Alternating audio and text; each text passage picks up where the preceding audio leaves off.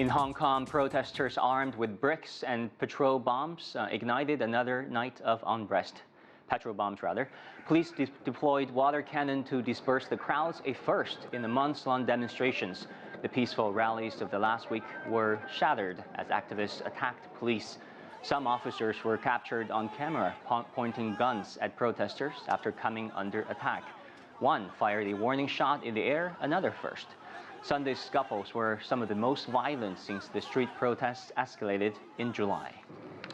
Away from the clashes and tear gas, more than 7,000 women rallied, calling for an end to the unrest. They gathered at the Convention and Exhibition Center in Hong Kong. The rally was sponsored by the Hong Kong Federation of Women and sponsored by more than 30 women's organizations. They condemned the rioting and urged the region's youth to reject violence. During Saturday's violence, protesters tore down some smart lampposts. They believe the lampposts were surveillance tools. Authorities say they're only used to track traffic and weather. CGTN's Yang Tao reports. A peaceful calm in Hong Kong was broken. Thousands of demonstrators rallied in Kwun Tong district in the city's east on Saturday, repeating their demand for greater democracy and to protest against the recently installed smart environmental monitoring lampposts. Many voiced privacy concerns regarding the smart lamp surveillance, fearing the mainland authorities were using facial recognition.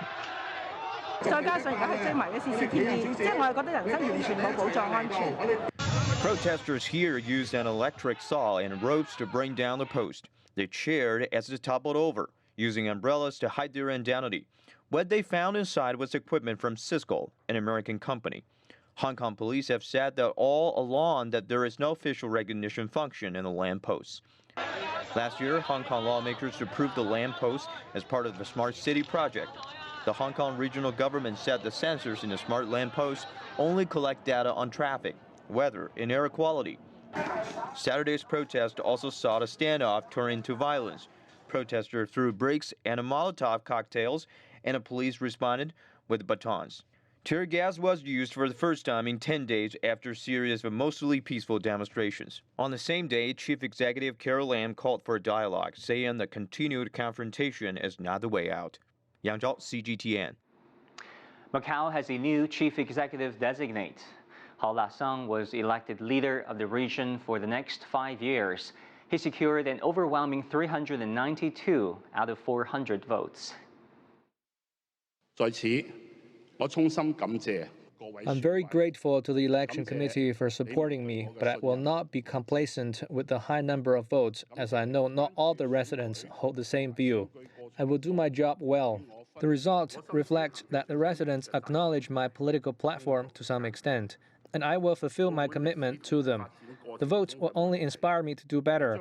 Macau will uphold the one country, two systems principle in accordance with the Constitution and the basic law of the Macau Special Administrative Region.